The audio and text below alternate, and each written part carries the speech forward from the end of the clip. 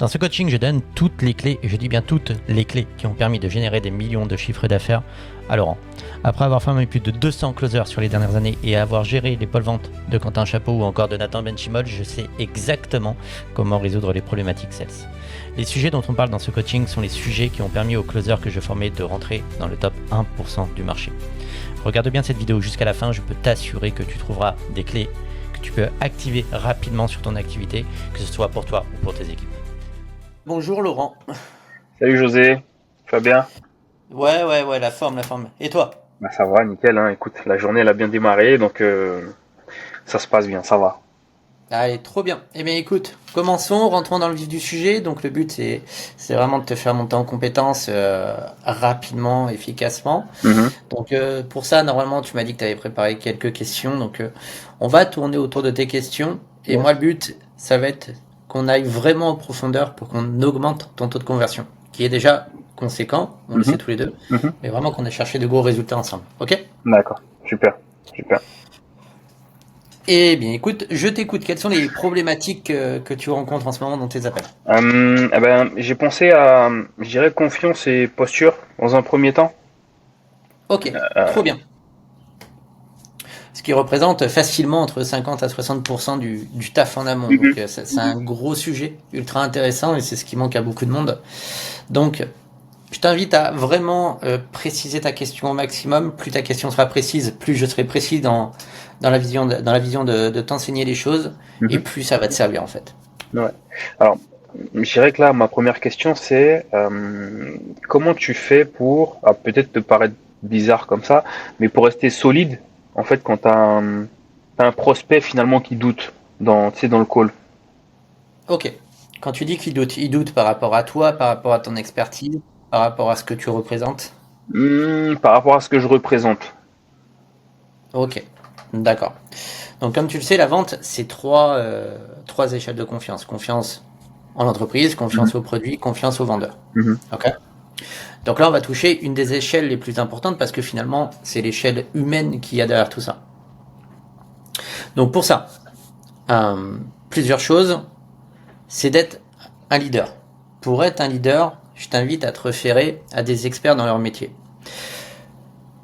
Pour te mettre en condition, si je te parle d'un avocat, si je te parle d'un notaire, si je te parle d'un comptable, Mhm.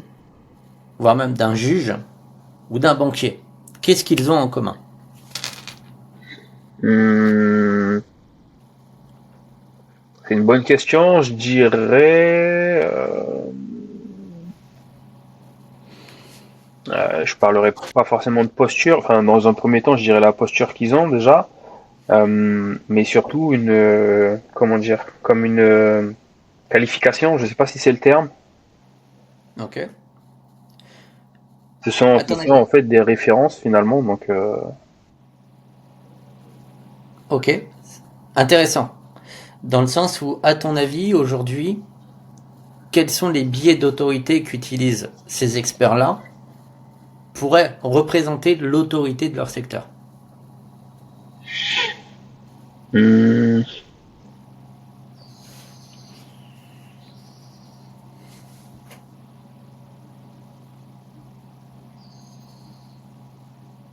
bah c'est, alors moi la première chose qui me vient à l'esprit, c'est, alors c'est peut-être bête, hein, mais je pense à des diplômes, je pense à euh, le fait que ce soit des personnes qui soient connues.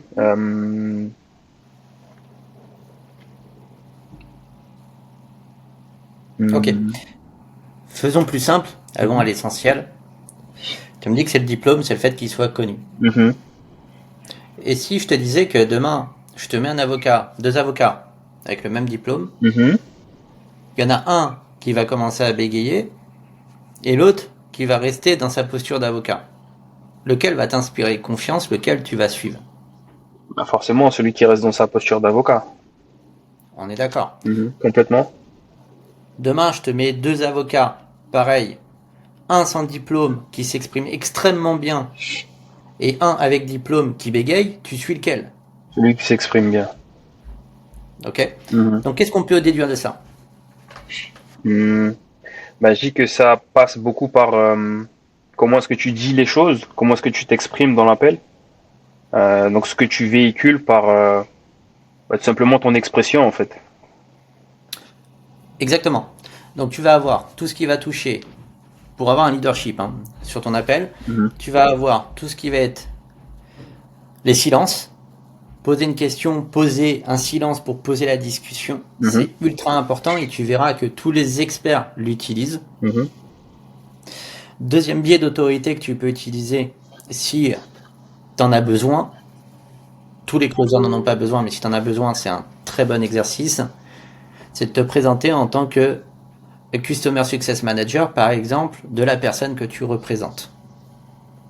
Comme ça, tu as le titre, et le titre indirectement dans la tête de ton lead en face de toi, ça va instaurer l'autorité. Ok, d'accord. Ok. Mhm. Ça, c'est quelque chose que tu peux faire. Par contre, une fois que tu instaures l'autorité, il faut que tu sois euh, aussi bien visuellement que verbalement une autorité pour la personne en face de toi. Bien sûr. Mhm. D'accord? Mhm. Donc ça va passer, encore une fois, par le silence, le non-verbal et ta façon de poser les questions. Si tu poses les mêmes questions que tous les closers posent sur le marché, tu auras les mêmes résultats que ces vendeurs-là. Mhm. C'est-à-dire que tu vas avoir des miettes. Nous, ce qu'on veut, c'est pas aller chercher des miettes. C'est apporter une vraie valeur à notre prospect, savoir si on est en mesure de l'aider, si on est en mesure de l'aider, l'accompagner dans la prise de décision. Ok.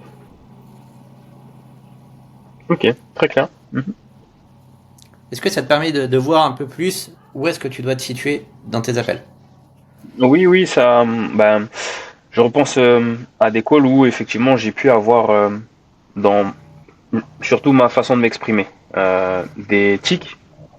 J'en ai beaucoup eu au départ. Ça va beaucoup mieux maintenant. Donc ça veut tout simplement dire que c'est encore quelque chose qu'il faut que je travaille. Et puis simplement dans ma posture, effectivement, ma présentation, ce que j'apporte à la personne que j'ai en face de moi. Donc ça fait beaucoup de sens. Ok, trop bien. C'est vrai que les tics slash tocs de langage, comme on les appelle, sont les premiers ennemis des closers parce que les A, les B, les machins de ce style-là, Mhm. ça casse directement ton leadership. Mais directement. Ça envoie en termes à ton prospect que tu sais pas structurer un discours. Et c'est dramatique, tu vois. Parce que, est-ce que tu vas suivre quelqu'un, encore une fois, qui est sûr de lui, ou quelqu'un qui est hésitant et qui bégaye tous les trois mots? Alors forcément quelqu'un qui est sûr de lui, c'est sûr. Tu vois? Et Mhm. c'est ça la définition d'un leadership. Enfin, d'un leader, excuse-moi. Et c'est super important que tu le comprennes pour pouvoir avancer. C'est-à-dire que tous les tocs de langage que tu as aujourd'hui, dès que tu sens que ça va sortir, ce que je t'invite à faire, c'est à laisser un silence. Mhm. Parce que généralement, quand on met en place un toc de langage, il y a deux choses qui se passent dans ta tête. Soit t'as pas assez réfléchi en amont et tu sais pas ce que tu vas dire. Ton cerveau il est pas prêt donc il va chercher à meubler. Soit t'as mal structuré ta pensée en amont et donc t'es en train d'essayer de réorganiser en appel. Enfin, pendant ton discours. Ok. Et la problématique de ça, c'est que tu vas détruire encore plus ta posture dans le sens où tu vas peut-être balancer une question et généralement ça se traduit comme ça dans le closing, chez les closers. C'est je pose une question, puis on pose une deuxième dans la foulée qui contredit presque la première question. Mhm. D'accord. Ok. Et une fois que tu as posé deux questions, ce qui va se passer, c'est que ton prospect, tu lui laisses le choix de choisir la question qui l'arrange le mieux. Mhm. La plus facile à répondre, toujours, tu vois. Et dans cette optique-là, si tu préfères, nous, ce qu'on veut pour aller chercher le closing à la fin, c'est avoir les meilleures informations possibles. Donc on doit être chirurgical quand on pose des questions. Ok. Tu peux prendre, pour imager la chose, pour que ce soit plus parlant, imaginons que ton prospect, c'est... comment dire? C'est un trésor, tu vois. Mhm. Ouais. Ok. Ok. Et toi, t'es le pirate, grosso modo. Bah, est-ce que tu sais sur quelle île est le trésor? Est-ce que tu vas creuser tous les 2 mètres, ou est-ce que tu vas aller chercher des informations pour creuser une bonne fois pour toutes et taper au bon endroit? Qu'est-ce qui va te faire gagner le plus de temps? Aller chercher les informations On est d'accord? pour creuser au bon endroit, ouais. Et c'est exactement ça ce que tu dois faire dans tes appels de closing. Ok. Ok. Chaque question que tu poses doit t'amener une réponse spécifique qui t'amène au point suivant où tu as fait un pas en avant vers le closing. Si tu n'as pas fait ce pas en avant, c'est que ta question elle n'est pas assez pertinente, elle n'est pas assez chirurgicale pour t'apporter les bonnes informations et tu as juste perdu ton temps. Hmm. Et alors, par rapport à ce que tu me dis, c'est super intéressant. Est-ce que,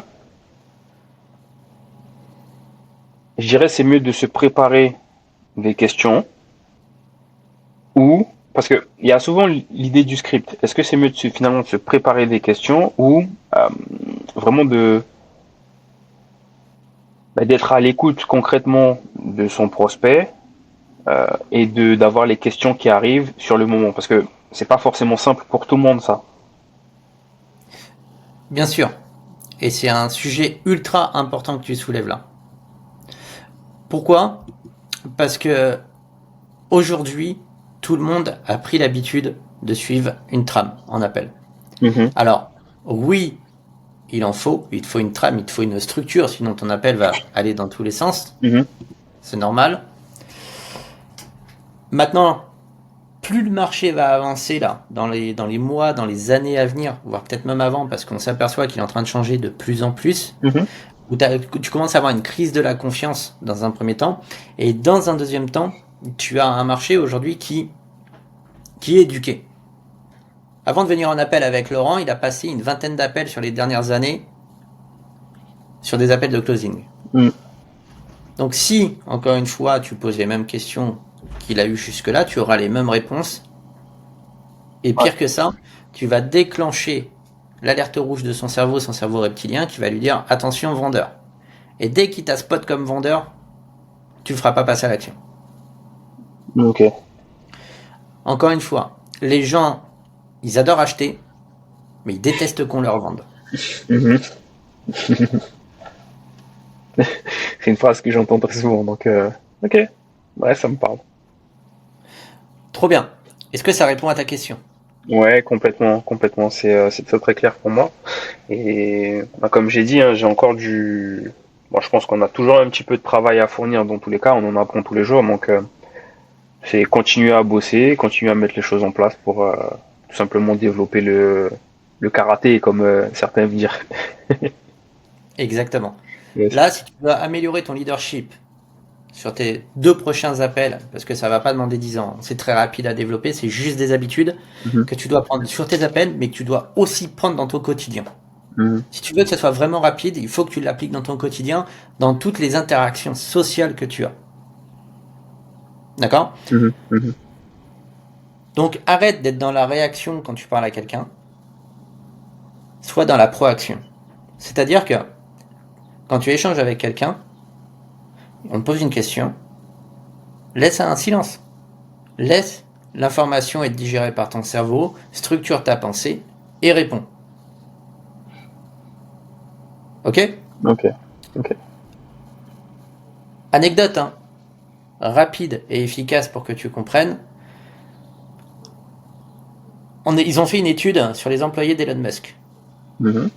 Ce qui revient le plus souvent et ce qui énerve le plus les gens, c'est que pour répondre à une question, il met entre 10 à 20 secondes de silence. Ok. Pour te dire à quel point l'homme le plus riche du monde actuellement apporte de l'importance à réfléchir avant de répondre. Mhm. Ouais, c'est intéressant, ça. C'est une information que j'avais pas. Ok. Ok. Et ça prend, c'est vrai que ça prend tout son sens parce que si tu prends le temps d'écouter ce que la personne elle te dit, logiquement, la question ou la réponse que tu pourras lui apporter derrière fera forcément plus de sens. Exactement. Mhm. Mhm. Et c'est d'autant plus important que le temps que tu n'as pas développé ton oreille sur de l'empathie tactique, qu'il faut laisser ce temps à ton cerveau d'analyser ce qu'on vient de te dire. Mhm. Encore une fois, la meilleure façon d'accélérer la vente, c'est de ralentir sur ton appel. Ok. D'accord. Ok. Ok. Hmm. Et alors, autre question. Comment tu, comment est-ce que tu gères, je dirais, un appel où tu sens que tu perds le contrôle? Je sais pas si ça fait du sens de demander comme ça. Où justement tu perds un peu ce lead là où tu as posé une question et bah, soit le prospect l'a mal pris ou la réponse n'est pas la réponse que tu attendais et donc ça dévie finalement de la direction que tu voulais prendre. Ok, est-ce que tu peux être beaucoup plus précis? Euh,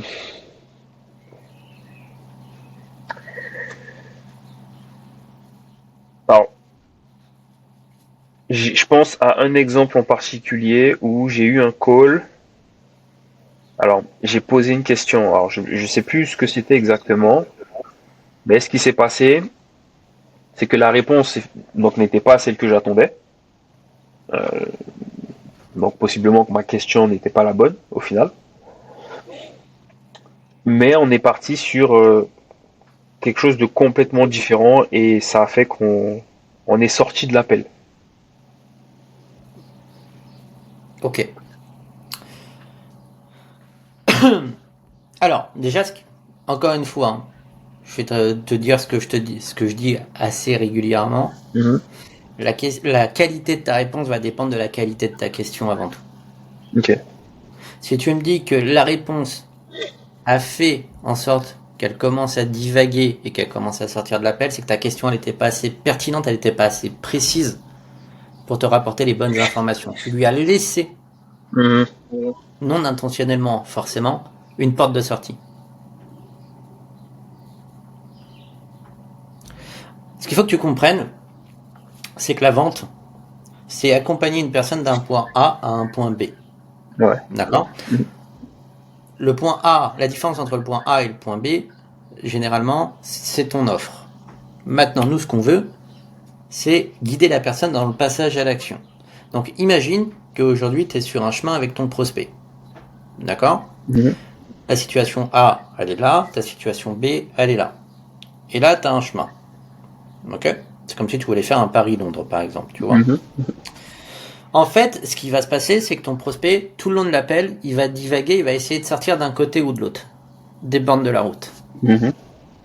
Et c'est ton rôle, en tant que sales, de le recadrer, de le ramener dans la discussion, pour que chaque élément de cette discussion te permette d'aller chercher des informations qui vont amener soit à la qualification, soit au closing. Mhm. Mhm. À partir du moment où tu l'as laissé franchir une borne, la borne haute ou la borne basse de la route, tu pourras plus le récupérer. Ou tu vas très vite galérer. Ok. Ok. Et ça rejoint les questions que tu me posais sur le leadership. Si tu Mhm. montres pas à la personne que tu es la personne à suivre absolument, que tu es le vrai leader, Mhm. personne ne te suivra pas. Parce que l'être humain suit les leaders, Mhm. de Mhm. nature. Mhm. Ok. Moi, ça fait du sens. C'est très clair. C'est très très clair. Ok. Et donc par rapport à ça, tu sais, quand je suis dans un appel, ce serait quoi les signes, je dirais, euh, qui vont me permettre de voir que je manque de posture ou d'autorité, sans m'en rendre compte. Que tu manques de posture ou d'autorité. La personne va remettre en question ce que tu es en train de lui dire. Ok.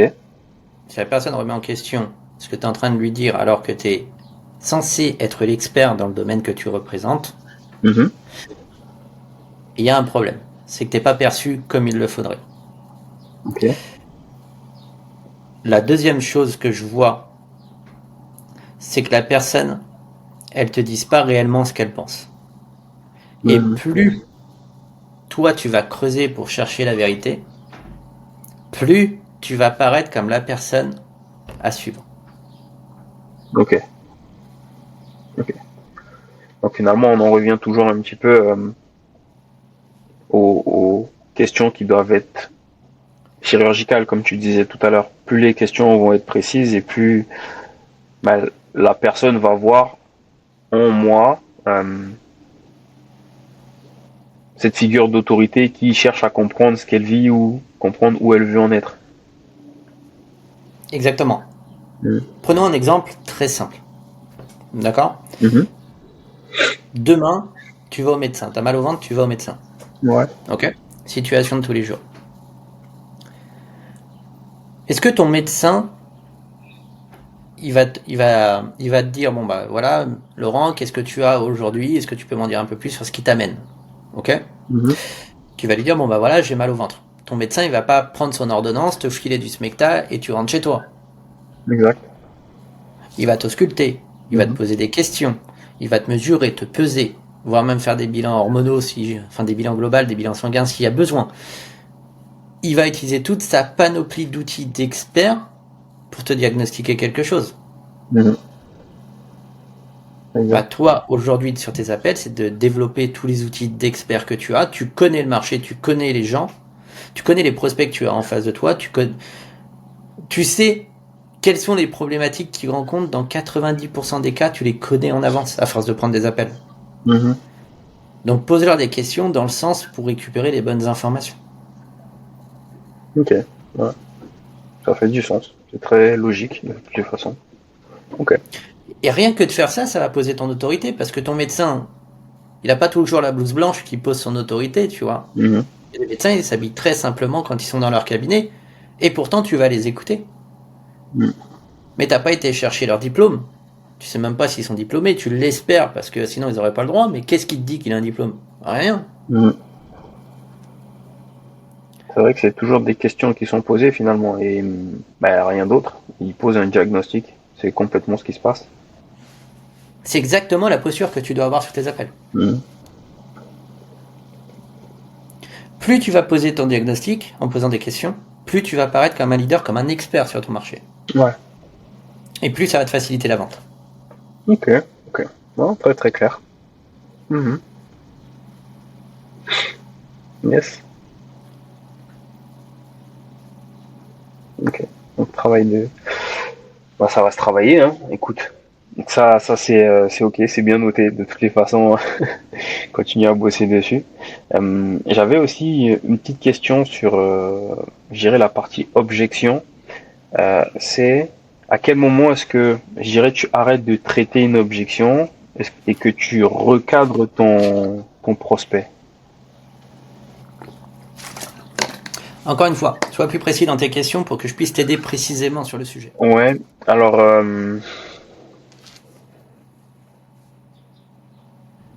comment être plus précis?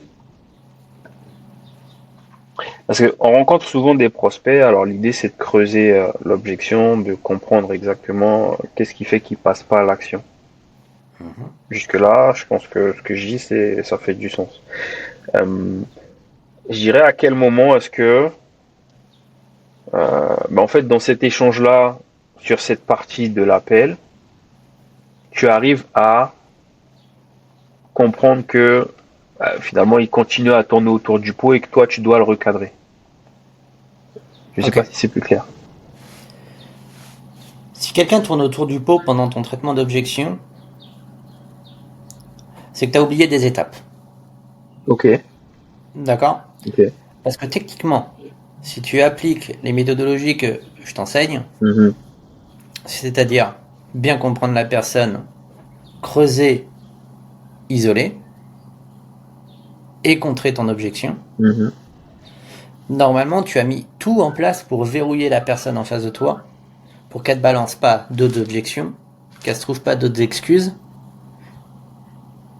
et qu'elle passe à l'action. ok. Tu l'as mis dans ton entonnoir final. Ouais. Tu t'es assuré que c'était le seul point bloquant. Tu t'es Mhm, assuré donc qu'il n'y aura pas d'autres objections derrière. Techniquement, s'il y en a d'autres, c'est que de la peur à traiter. mhm,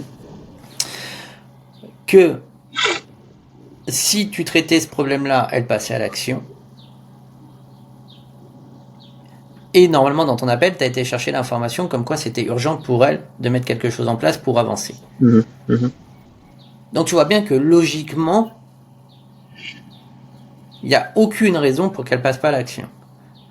La seule chose, si logiquement on n'a pas de blocage, qui peut te bloquer, c'est de l'émotion. Alors, de l'émotion, comme de la peur ou quelque chose comme ça, tu veux dire? Exactement. Ok. Et une fois que tu as compris ça, en fait, tu sais qu'il y a un blocage. Sortir de sa zone de confort, de la peur, du manque de confiance, Mhm. etc. Et tout ça, ça se traite. Le manque d'assurance ou de confiance en ton produit, tu mets en place de la réassurance. Tu utilises des effets d'autorité, des résultats, des testimonials, Mhm. du storytelling. D'accord? Parce que c'est pas de balancer un témoignage pour balancer un témoignage. C'est de raconter l'histoire. Ah bah tiens, Laurent, c'est drôle que tu me dises ça parce qu'on a accompagné Jason qui était dans la même situation que toi à quelque chose près. Il avait du mal aussi quand je l'ai eu il y a 2 mois de ça à passer à l'action et aujourd'hui il a fait sur son portefeuille plus 7% et il est tous les jours en train de me remercier de l'avoir fait passer à l'action. Mhm. Mhm. Là, tu l'as bien identifié. Tu as identifié les problématiques, le statut, etc. d'une personne similaire à elle, donc assez vite projetée. D'accord? Mhm. Ensuite, tu as tout ce qui est élément de... Alors quand je te disais, tu avais la réassurance pour la confiance, etc. Et quand c'est une peur intrinsèque qu'elle a en elle, faut y aller avec de la motivation. Tu vas full énergie motivationnelle. Ok. Ok. Tu lui fais prendre conscience, encore une fois, que sa situation actuelle, elle n'est pas supportable pour elle. Donc, écoute Laurent, tout à l'heure tu m'as dit que c'était important pour toi quand même de faire avancer les choses sur tel sujet. On est bien d'accord. Tu reconfirmes avec elle. Et une fois qu'elle a reconfirmé ça, très simple. Donc, aujourd'hui, finalement, tu te rends bien compte que si on se laisse guider par la peur du fait de faire quelque chose de différent par rapport à ce que tu fais jusqu'à aujourd'hui, Mhm. on ne peut pas avoir de résultats différents. Tu en es consciente. Enfin, tu en es conscient. Oui, j'en suis conscient. Donc, viens, on y va ensemble, je t'accompagne main dans la main. Si jamais tu as besoin, je reste même à ta disposition. Normalement, je le fais pas, mais vu qu'on a eu un bon contact tous les deux, je reste à ta disposition. Tu peux m'envoyer toutes tes questions, j'y répondrai avec précision. Mon but, à partir du moment où on part ensemble, c'est que tu comprennes que tu es accompagné, que je serai là pour toi et qu'on avance. À quel point tu es motivé de te lancer dès maintenant et qu'on commence à mettre en place les choses pour changer tout ça. Mhm. Ok.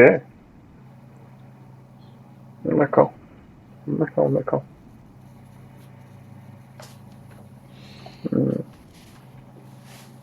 Yes. Bah, c'est très clair aussi, hein. Écoute. De toute façon, je pense que c'est comme le reste, faut travailler dessus. C'est, C'est de la pratique. Hein. c'est de la pratique, ouais. Ça reste toujours je dirais le point essentiel finalement. C'est simple, mais encore une fois, c'est pas facile. Mhm, mhm. Parce que le closing et la vente en général, c'est que du contre-intuitif dans 90% des cas. Mhm. Ouais. Alors quand tu dis contre-intuitif, euh, qu'est-ce que tu entends exactement? Ok. Qu'est-ce que j'entends exactement? Plus tu vas vouloir vendre à ton prospect, plus il va s'éloigner de la vente. Ok, C'est contre-intuitif. d'accord. Mhm, Ok. Plus tu vas vouloir justifier ton produit, plus tu vas être perçu comme un charlatan, comme un escroc qui en a après son argent. mhm. Parce que tu actives des mécanismes dans son cerveau qui le mettent en danger, si tu préfères. Mhm. Et le cerveau, quand il se sent en danger, il privilégiera toujours sa survie. Ok, ok. Ouais. C'est le cerveau humain qui est fait comme ça, du coup. C'est. C'est la partie reptilienne du cerveau humain Ouais. qui depuis la nuit des temps, est fait pour notre survie Mhm, et qui nous empêche de sortir de notre zone de confort. mhm. Aussi. Ok. Yes. Non, mais c'est très clair, très très clair. Et alors j'ai encore une question. Là, c'est alors, toujours sur ce point de l'objection, je dirais. Je me suis déjà retrouvé à, je sais pas si je peux dire ça comme ça, mais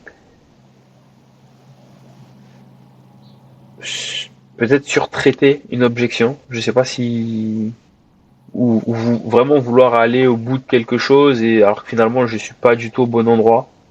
Comment est-ce que je peux éviter ça? Ok. Est-ce que tu as un exemple concret pour qu'on puisse... Euh, alors là j'en ai pas en tête, mais je sais que ça m'est déjà arrivé en fait de vouloir vraiment passer du temps à essayer de comprendre qu'est-ce qui empêchait la personne de passer à l'action, mais finalement j'ai fait que tourner en rond.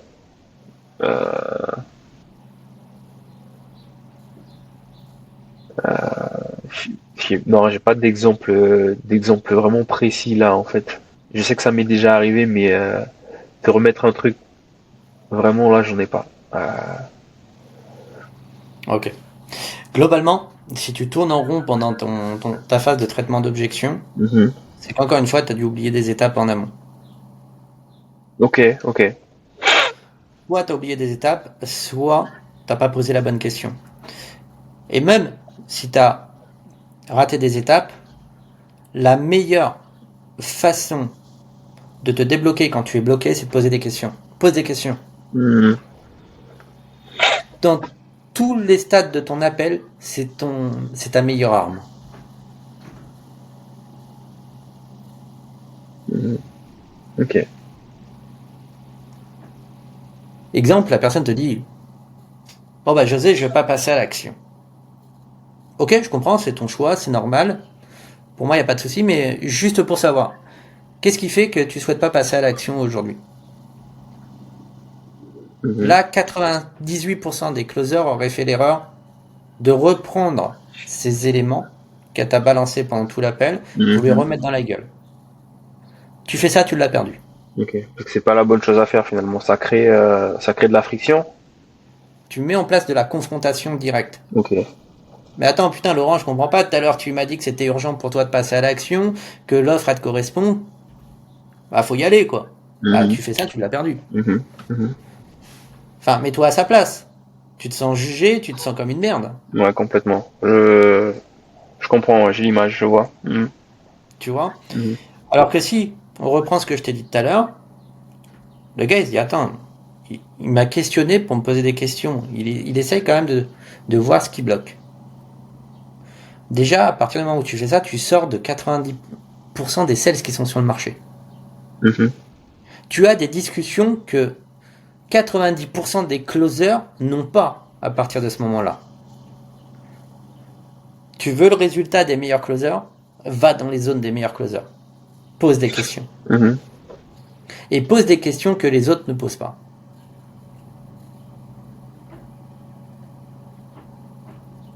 Ok.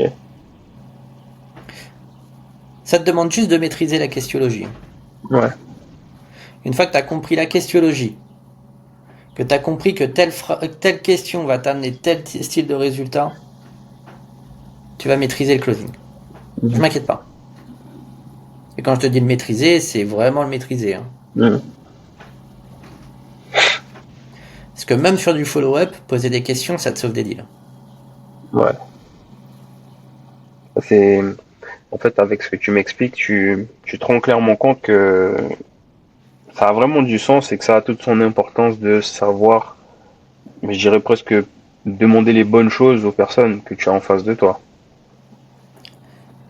Bien sûr, parce que la Mhm. réponse ne viendra jamais de toi. Elle ne Mhm. viendra jamais des mots que tu donnes, que tu dis à ton prospect pour passer à l'action.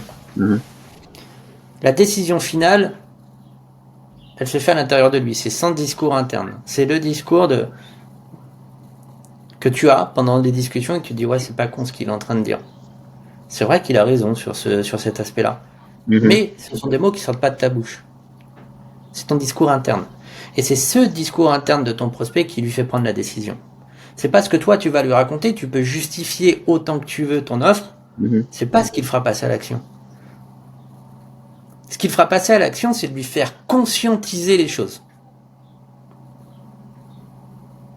Ok. Et c'est ce que tu as fait tout le long de ton appel.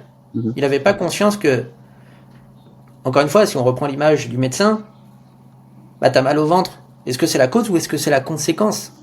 Je peux te filer du smecta pour traiter la conséquence, mais peut-être que dans une semaine, t'auras Encore. re-mal au ventre parce qu'on Mhm. n'a pas traité la cause. Mhm. Nous, ce qu'on veut dans le closing, c'est traiter la cause à la racine Mhm. pour que la conséquence n'arrive plus. Yes. Très clair. Ok. Ça fait du sens, ça fait du sens. Mhm. Mhm. Donc on a Et, traité objection, posture. mhm. Et alors, j'ai quand même moi, j'ai une dernière question. Et Et je t'en prie. ça, c'est. Enfin, tu me diras ce que tu en penses, mais pour moi, c'est important quand même de te la poser parce que ça m'arrive. Euh, comment, je peux travailler mon état d'esprit quand j'ai eu une succession de, par exemple, de non dans la journée sur des calls? Parce que Ok. ça arrive. On close pas tout le temps, on close pas tous les jours. Ça serait l'idéal, hein. Ça serait peut-être qu'il y en a qui le font, tant mieux. Moi, j'y suis pas encore en tout cas. J'espère y être à un moment, mais ça arrive d'avoir des noms et alors j'ai pas, je dirais, je sais pas c'est quoi ma limite, mais comment est-ce que voilà, je garde le focus, comment je garde un bon état d'esprit après une succession de noms. Ok. Déjà, la vraie question à se poser, c'est comment tu ressors d'un appel quand quelqu'un te dit non. Euh, Aujourd'hui, je pense beaucoup mieux parce que je travaille dessus, mais j'ai encore une petite frustration qui est présente. Ok. Très clair. Ah, tu vois, la problématique, elle est là. Ta ressource numéro une en tant que sales aujourd'hui, c'est ton énergie. Mhm. Il faut à tout prix que tu la préserves. Donc préserver son énergie, ça passe par forcément poser les bonnes questions, parce que si t'as pas besoin de réfléchir aux questions, tu gagnes en énergie parce que c'est inconsciemment que tu sors tout. Ouais. Ça, c'est l'expérience qui va te l'emmener. Je te demande pas d'en être à ce niveau-là. D'accord? Le deuxième niveau, c'est que toute chose négative qui se passe dans ta journée ne doit pas te bouffer de l'énergie. Pourquoi? Est-ce que le closing, c'est un métier qui est ingrat? Il est ingrat sur le fond, il est ingrat sur la forme. Mhm. Tu peux faire les choses de façon très optimale et quand même avoir un nom à la fin de l'appel, il faut être OK avec ça. Mhm. Pour ça, il n'y a qu'une seule chose à mettre en place dès aujourd'hui et sur tes prochains appels, c'est d'être complètement détaché du résultat. Mhm. Parce qu'il y aura des périodes où tu closeras à foison. Et il y aura d'autres périodes qui vont être un peu plus creuses. C'est comme ça, c'est la vie de sales. C'est les Mhm. montagnes russes. Mhm. Mhm. Et c'est justement pour ça qu'on met en place des managers dans les équipes pour pouvoir déceler quand vous êtes en down, vous faire remonter en énergie, pour éviter que vous tombez dans un cercle vicieux. Ok. Ok. Ok. Ok. Ok. Yes. Donc vraiment garder une énergie positive. D'accord. Donc ça Énergie c'est positive détachée du résultat. détaché du résultat. Mm. Et alors, comment est-ce que, je dirais, toi, tu as mis les choses en place pour justement avoir ce détachement complet, total du résultat de la vente finalement? Alors je sais pas si je suis un bon exemple à prendre pour justement cette question-là, pour la Mhm. simple et bonne raison, c'est que moi j'adore aider les gens. Mhm. Maintenant, je peux pas sauver les gens qui veulent pas être sauvés. Et ça fait du sens. Tu vois? Ouais. Donc quand je sais que je donne mon maximum et que la personne passe pas à l'action, je la considère comme une personne qui veut pas être sauvée. Mhm. Je comprends. Mhm. Tu vois? Ouais. Par contre, toi, par rapport à ton état d'esprit, c'est de se dire, bah soit je suis un guerrier, j'étais jusqu'au bout, j'ai tout donné, elle est pas passée à l'action et c'est ok. Mhm. Soit à la fin de ton appel, tu te dis j'ai pas été au bout des choses et là tu as des regrets. Mhm. Donc je finirais plus frustré finalement de ne pas avoir aidé la personne que d'avoir été au bout et qu'elle ne soit pas passée à l'action. Voilà. Mhm. Et c'est là-dessus qu'il faut que tu travailles absolument. Donc le détachement du résultat, il faut Mhm. toujours avoir une intention haute mais un attachement faible sur tes appels. Mhm. Le résultat, il est dépendant, oui et non de toi, encore une fois. Nous, notre but, si tu préfères, en tant que sales, c'est de tendre vers l'excellence sur nos appels, mais pas d'être attaché au résultat. Mhm. Et c'est l'état d'esprit que tous les sales que j'ai formés, qui ont performé, ont adopté. Ok. Ok. Non, bah écoute, Mais c'est une très bonne question, hein, parce que ça touche beaucoup, beaucoup, beaucoup de monde, beaucoup de Mhm. choses aussi. Mhm. Et ça implique beaucoup de choses aussi dans le fond. Mhm. Parce qu'une baisse d'énergie, bah, tu traites les prochains appels complètement différemment. T'as pas la tête à ça. T'as Mhm. plus le jus nécessaire pour faire passer à l'action la personne, tu vois. Et, et dans le setting aussi, tu vois, dans le setting, c'est encore plus vrai parce que potentiellement, sur 300 appels, tu vas en avoir peut-être 10 ou 20% qui vont répondre et il y en a peut-être que 2 ou 3 que tu vas pouvoir envoyer en rendez-vous. Ça fait Mhm. partie du game, tu vois. Mhm. Mhm. Mhm. C'est vrai que le côté setting est, j'aurais même tendance à dire qu'il est peut-être un peu plus ingrat encore que le côté closing, dans le sens où, enfin, ça demande de faire du volume, beaucoup, beaucoup de volume, le setting. Et, mm, Mais tu verras que c'est un boulot aujourd'hui qui sera mieux rémunéré dans les prochaines années que les closers eux-mêmes.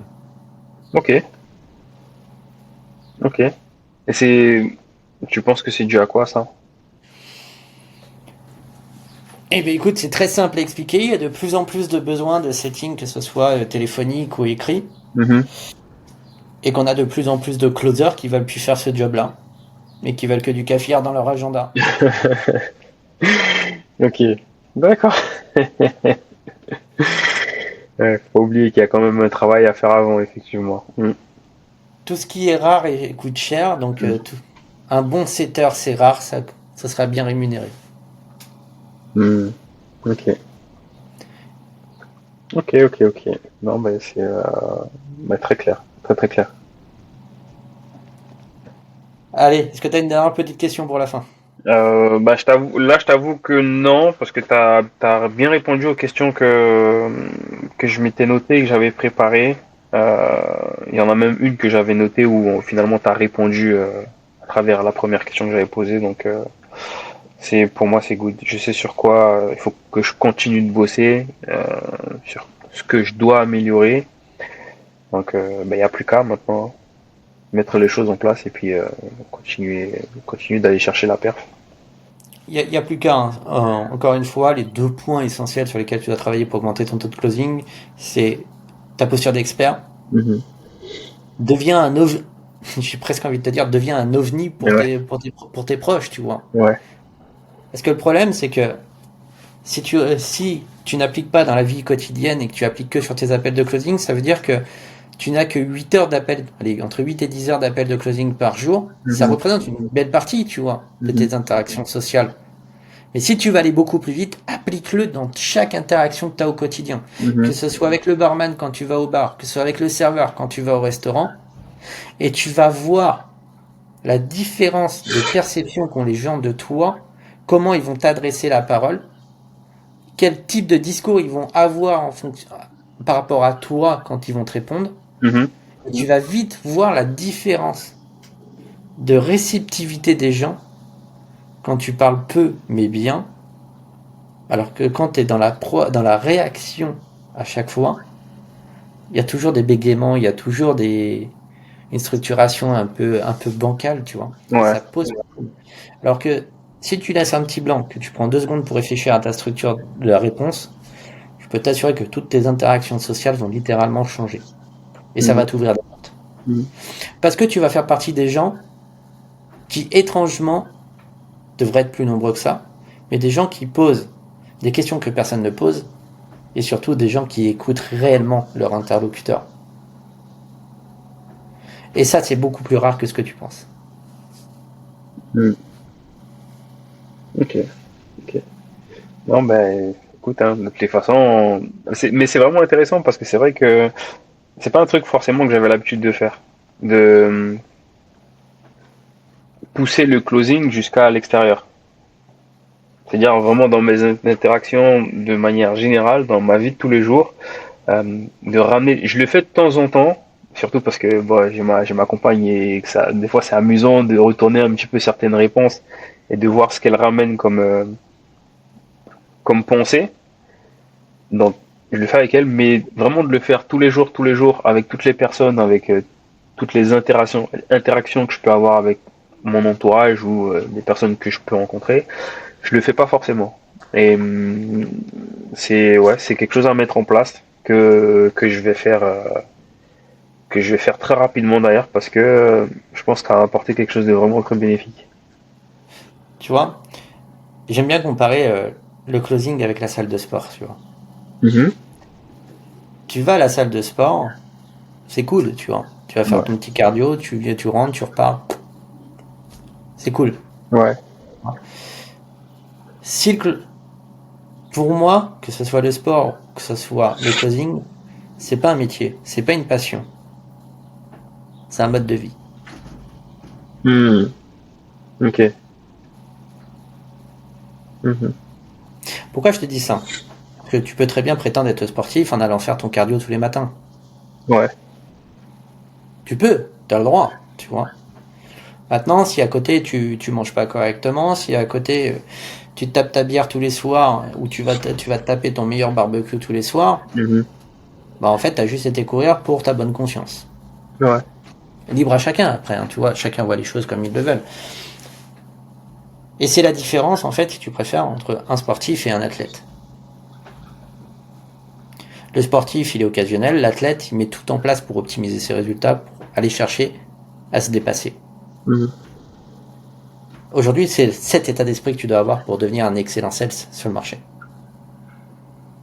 C'est pas de te dire je prends mes appels, je close pas, j'ai un beau taux de conversion, je gagne bien ma vie et je me contente de ça. Si tu veux faire partie du top, du haut du panier en France, et c'est pas dur, dans le closing, il faut que ça devienne ton mode de vie. Mhm. C'est là qu'on parle de principe de congruence. Entre autres. Ok. Mm. Parce que c'est vrai que c'est un terme que j'entends assez régulièrement aussi quand on parle de closing, c'est d'être congruent avec ce que l'on amène par exemple à un prospect.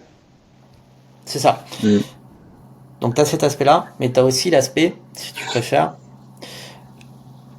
où un bon sales, c'est avant tout quelqu'un qui a de très bonnes relations.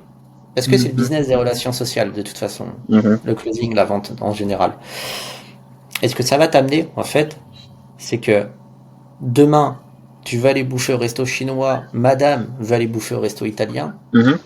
Je peux t'assurer que tu iras bouffer au resto chinois parce que c'est toi qui l'as décidé. Ouais. Ouais. Demain, tu es au cinéma. La personne te dit il n'y a plus de place. Combien de fois ça m'est arrivé de me faire ouvrir les portes alors qu'il n'y avait plus de place? Parce que j'ai bien parlé avec la personne, parce que j'ai posé les bonnes questions et parce que j'ai un peu cassé les couilles aussi. Mais ça, c'est un Mhm. autre problème. Tu vois, et ça t'ouvre plein de possibilités. Ouais. Mais plein, tu vois. T'es à l'aéroport. Tu vois, il y a une file monstrueuse pour aller aux portes de la douane. Mhm. Soit t'es l'enfant sage et le bon élève qui va dans la file, soit tu te dis, vas-y, mon temps il est précieux, je passe devant les gens, et peut-être que je me prendrai un coup de poing dans la gueule. Mhm. Mais qu'est-ce qui fait que les gens suivent la file? C'est parce qu'ils ont peur de ce qui peut se produire. Ouais. Mhm. Encore une fois, c'est leur cerveau reptilien, tu vois, qui intervient. Ah, j'ai peur de ce qui peut se produire, je peux me faire taper dessus, je peux me faire insulter, et je vais rester le bon élève. Mhm. Alors que le mec a déjà passé cette peur-là. Il se dit, au pire, dans le pire des cas, je me prends une droite. Mais il y a combien de chances sur 100 que ça arrive?